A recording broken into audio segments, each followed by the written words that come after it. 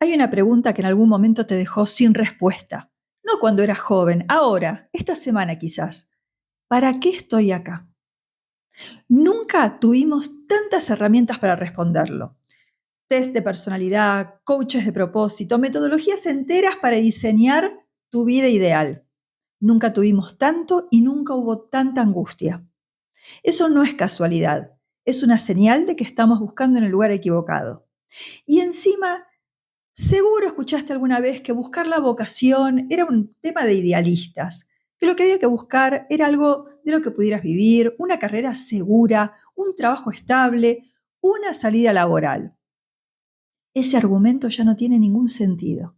La inteligencia artificial está reemplazando puestos de trabajo a pasos acelerados, sobre todo en el sector de entrada, lo que afecta particularmente a los jóvenes. Y aunque se espera una reconfiguración del mundo del trabajo, también se proyecta que para el año 2030, 4 años de acá, desde acá en adelante, 4 años, el 30% de las horas trabajadas en la economía global sean automatizadas. Ahora bien, la inteligencia artificial puede reemplazar trabajos que se puedan descomponer en pasos repetitivos. Lo que no puede reemplazar es lo que brota de nuestra más profunda humanidad. La pregunta que nadie más se hubiera hecho desde ese lugar. La obra que no se podría realizar sin esa persona específica. La presencia que no se puede escalar ni automatizar. Por eso hoy es más urgente que nunca poder responderse uno mismo, ¿para qué estoy acá? Soy María Cristina Portero, profesora en teología, máster en ciencias de las religiones. Esto es Teonautas y te invito a quedarte hasta el final de este video porque vamos a ver algunas disposiciones indispensables para que puedas responderte esta pregunta. Comenzamos con una pregunta filosófica de la mano de José Ortega y Gasset. La vocación como programa vital. Empecemos entonces con el planteo que nos hace este pensador, uno de los pensadores más lúcidos del siglo XX, filósofo José Ortega y Gasset. Este filósofo nos plantea que el ser humano es el único ser vivo que tiene que hacerse a sí mismo. Es decir, una piedra es lo que es, un árbol crece según su naturaleza, sin deliberar en ningún sentido, pero el ser humano tiene que elegir lo que va a hacer. Tiene que elegir, no puede eludir esta decisión. La cuestión, y acá está la clave, es que esa elección no es libre en el sentido de arbitraria, no puede elegir cualquier cosa porque hay algo que ya somos antes de empezar a elegir, antes de empezar a vivir. Ortega a esto lo llama vocación y vamos a escucharlo con sus palabras porque es bien interesante escucharlo a él. Él dice, la vocación es algo que no hemos elegido nosotros, sino que nos es dado como nuestro ser mismo. Nuestra vida es, en primer término, nuestra vocación. Ese programa, ojo la palabrita que usa, ¿no? Ese programa que somos antes de empezar a vivir. El hombre es el único ser que tiene que hacerse a sí mismo, pero no puede hacerse a capricho, sino que tiene que realizar el proyecto que le es propio. Escuchen esto, vivir en desacuerdo con nuestra vocación es el verdadero pecado, la falsificación de la existencia. Esta frase, falsificación de la existencia, es muy fuerte, porque no está hablando de un error, de un fracaso, de una mala decisión. Está hablando de ser como un billete falso, como algo que circula y parece que tiene valor, pero en realidad no lo tiene. Y en otro texto agrega, su vocación es como un imperativo que le llega desde lo más profundo de su ser y que le dice, esto tienes que ser. El hombre que no es fiel a su vocación, otra frase muy fuerte de Ortega, el hombre que no es fiel a su vocación es un desertor de sí mismo. ¿Qué es un desertor? Es alguien que al mismo tiempo que huye de su deber, traiciona a los suyos. Ortega lo que dice es que quien no sigue su vocación es un desertor de sí mismo, huye de sí mismo y traiciona su ser más profundo. Ahora bien, ¿cómo sabemos si estamos viviendo nuestro programa o el de otro? Bueno, Ortega no da una receta, pero sí señala una condición previa indispensable. Para reconocer la propia vocación hace falta honestidad brutal con uno mismo. No la honestidad facilista, barata, de decir, bueno, yo sé cómo soy, yo soy así, no voy a cambiar. No se está refiriendo a eso. Se está refiriendo a la honestidad que pregunta, que se pregunta honestamente, ¿estoy eligiendo esto porque es genuinamente mío o porque es lo que se espera de mí? ¿Estoy eligiendo esto porque lo deseo o estoy eligiendo esto porque temo las consecuencias de no elegirlo? Esa honestidad brutal con uno mismo es la primera disposición que es indispensable para encontrar la propia vocación. Y es la más difícil porque supone aprender a mirarse sin los espejos que nos tienden los otros. Y esto sugiere una pregunta y te invito a ponerlo en comentarios. ¿En qué ámbito de la vida te parece que es más difícil eludir las expectativas de los demás al momento de elegir el propio camino? Ponelo en comentarios que allí te leo y te respondo por ahí. Quédate entonces porque ahora vamos a ver otra disposición que también es indispensable para que puedas responderte esta pregunta crucial. ¿Para qué estoy acá? Y acá vamos a ver a Carl Jung, la vocación como destino de la personalidad. Ortega nos dice que la vocación nos es dada. Jung nos explica qué pasa cuando no seguimos esa vocación. Carl Jung, el gran psiquiatra suizo, desarrolla un concepto que se llama individuación. Es el proceso por el cual una persona se convierte en lo que genuinamente es, diferenciándose de la masa, de las expectativas familiares, de los roles sociales. Y en el centro de ese proceso está la vocación. Jung escribe: lo que se llama vocación no es una prerrogativa de los grandes personajes, sino que también existe para los pequeños, es decir, existe para todos, no solo para los héroes que aparecen en los libros, para todos. Solo que en la medida que se va empequeñeciendo, se hace más nebulosa e inconsciente. ¿Cuándo se empequeñece la vocación? Pues cuando no la escuchamos, cuando no la queremos advertir, cuando va quedando cada vez más enterrada atrás de las cosas de la vida en las que nos vamos enredando todos los días. La vocación es como una ley de Dios de la que no se puede escapar. La vocación actúa como un destino que saca al individuo de la masa de sus caminos trillados para llevarlo por vías nuevas. Ojo, no es determinismo de lo que está hablando, ahora les voy a comentar. Ley de Dios de la que no se puede escapar. Nosotros escuchamos esto y ahí ya me parece escuchar las vocecitas de nuestras cabecitas posmodernas que dicen, ay, ¿por qué ley de Dios de la que no se puede escapar? Yo puedo elegir la que yo quiera, ¿cómo que no puedo escapar? Voy a poner un ejemplo. Vos te podés acostar a la hora que vos quieras. Si sos adulto y no sos menor, te podés acostar a la hora que vos quieras. Sin embargo, hay algo que se llama ciclos circadianos, que son los ciclos que regulan los ritmos de sueño de nuestro organismo. Esos ciclos circadianos son ciclos precisos, que están coordinados con los momentos en que hay luz solar, los momentos en que es de noche. Para el cuerpo no es lo mismo dormir de día que dormir de noche. Hay ciclos que ya están inscriptos en nuestra naturaleza. Entonces, vos te podés acostar a la hora que vos quieras, pero si te acostaste a las 6 de la mañana, no es lo mismo que si te acostaste a las 11 de la noche. Lógicamente, si tenés 20 años lo vas a sentir poco, si tenés 50 años estarás todo el día con dolor de cabeza y te sentirás mucho peor, pero la diferencia siempre va a estar. Entonces, vos sos libre de acostarte a la hora que quieras, pero hay algo que ya está inscripto en nuestra naturaleza que supone un marco al que uno puede ajustarse conscientemente. Bueno, yo ya sé que si me acuesto a las 11 de la noche descanso mejor, estoy mucho mejor el día siguiente, más productiva, con más energía.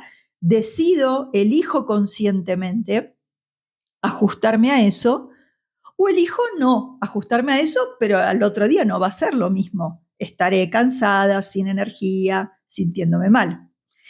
Entonces, cuando nosotros escuchamos que Jung dice la vocación es como una ley de Dios de la que no se puede escapar, lo que se nos viene a la cabeza es que nosotros somos algo y Dios manda esa ley que nos aplasta, que se nos impone y nos aplasta.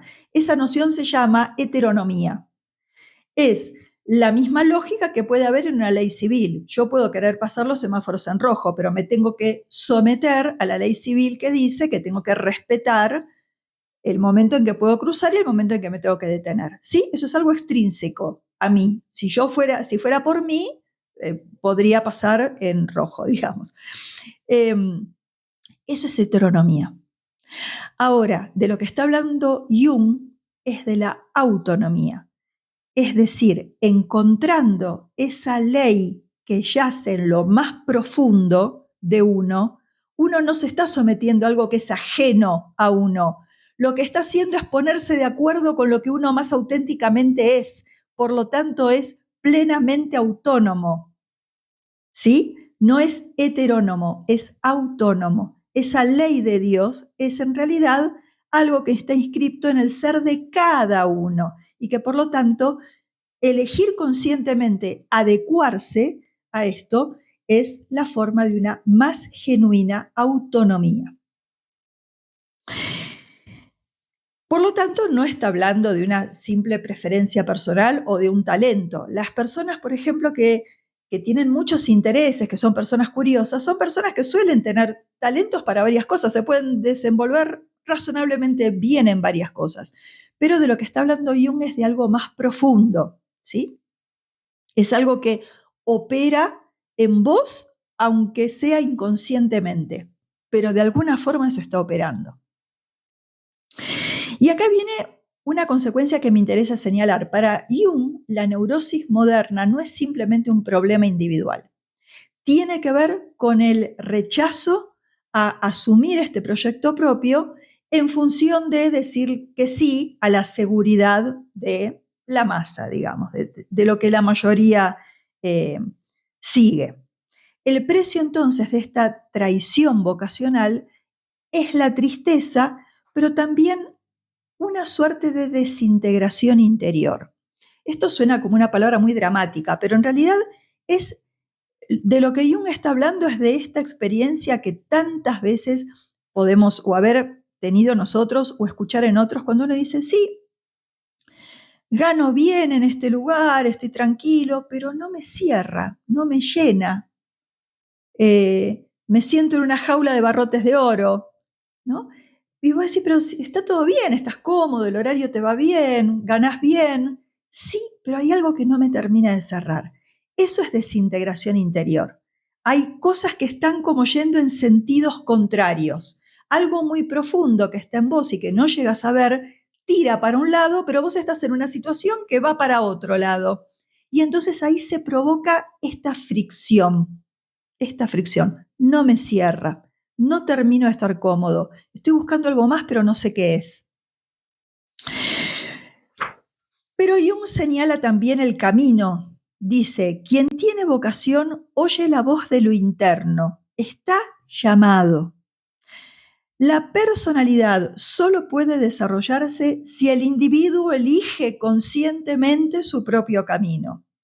Por eso debe decir sí a su propia vocación, pues sólo así se eleva por encima de la ciega corriente de la naturaleza y se convierte, ojo a esta frase, en un instrumento de una voluntad superior que habita en él. Instrumento de una voluntad superior que habita en él.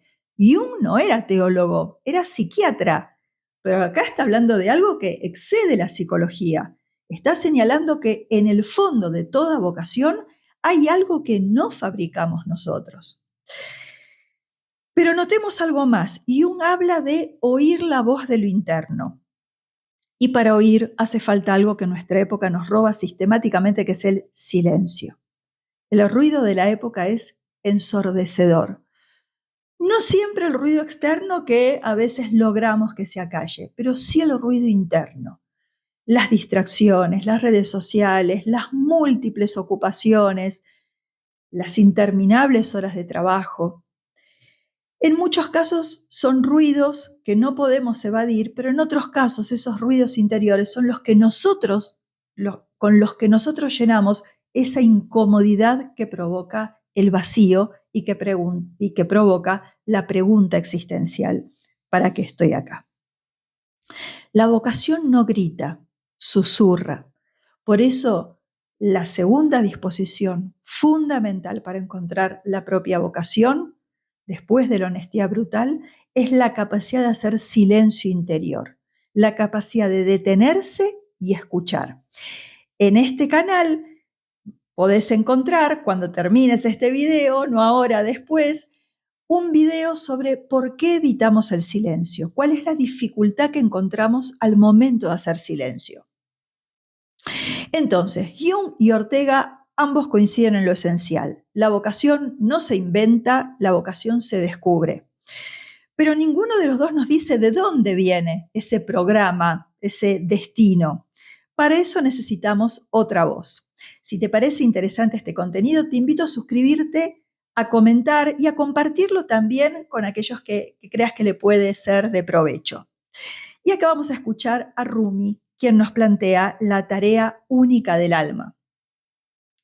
El poeta y místico sufí Jalal ad-Din Rumi, vivió en el siglo XIII, es el poeta de espiritualidad más leído, y en su obra Fiji ma Fiji, que se puede traducir aproximadamente como "en ello hay lo que hay" o "es lo que es", hay un pasaje que en 4 líneas sintetiza maravillosamente lo que es la vocación. Él dice: hay una cosa en este mundo que no debes olvidar nunca. Si lo olvidaras todo, pero no olvidaras eso, no habría de qué preocuparse. Pero si lo recordaras, lo hicieras y lo conocieras todo y olvidaras eso, no habrías hecho nada en absoluto. Es como si un rey te hubiera enviado a un país para llevar a cabo una tarea específica. Vas y haces otras 100 tareas, pero si no realizas la tarea para la que fuiste enviado, es como si no hubieras hecho nada. La imagen es perfecta, porque un rey, no vos, te envía a realizar una misión. Y la misión tampoco la elegiste vos. La traes puesta desde antes de partir. Podés ser muy exitoso haciendo otras 100 tareas, tener logros, reconocimientos, otras ocupaciones, pero si no hiciste esa tarea para la que fuiste enviado, algo esencial queda sin hacer. Rumi completa la imagen con una frase muy bonita que dice: tu vocación es el eco de la llamada de Dios en tu propio pecho. No busques el agua, siente la sed. Esta frase es clave. No busques el agua, siente la sed. Esto es crucial porque el error que cometemos cuando buscamos la vocación es inicialmente lanzarnos hacia afuera, agarrar la guía del estudiante y ver todo el menú de carreras que ofrece la universidad, preguntarle a Gemini qué oficios, qué trabajos es menos probable que se automaticen. Nos lanzamos hacia afuera, cuando en realidad la búsqueda tiene que empezar hacia adentro, sintiendo esa sed que ya está instalada en uno. Y acá aparece el silencio en su vocación más profunda, en su dimensión más profunda. El silencio como la capacidad de habitar la propia interioridad sin huir de ella. Así podríamos definir la dimensión más profunda del silencio. No es no pensar, tratar de... No. Es poder habitar la propia interioridad sin huir de ella. Muchos no encuentran su vocación no porque no exista, sino porque nunca se quedan el tiempo suficiente consigo mismos como para poder escuchar esta voz que susurra en el interior, que no grita. En cuanto aparece la incomodidad y el vacío, buscan llenarla con esto que decíamos, ¿no? Las distracciones, más ocupaciones.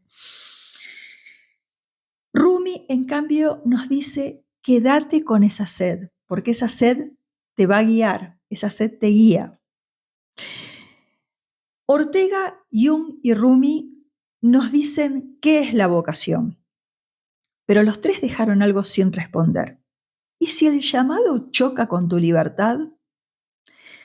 Dicho de otra manera, ¿y si lo que sos te asusta? ¿Y si lo que sos te asusta? Esa es la pregunta que nos va a responder un teólogo cristiano luterano, Paul Tillich, y es la más incómoda de todas. Lo continuamos en el próximo video.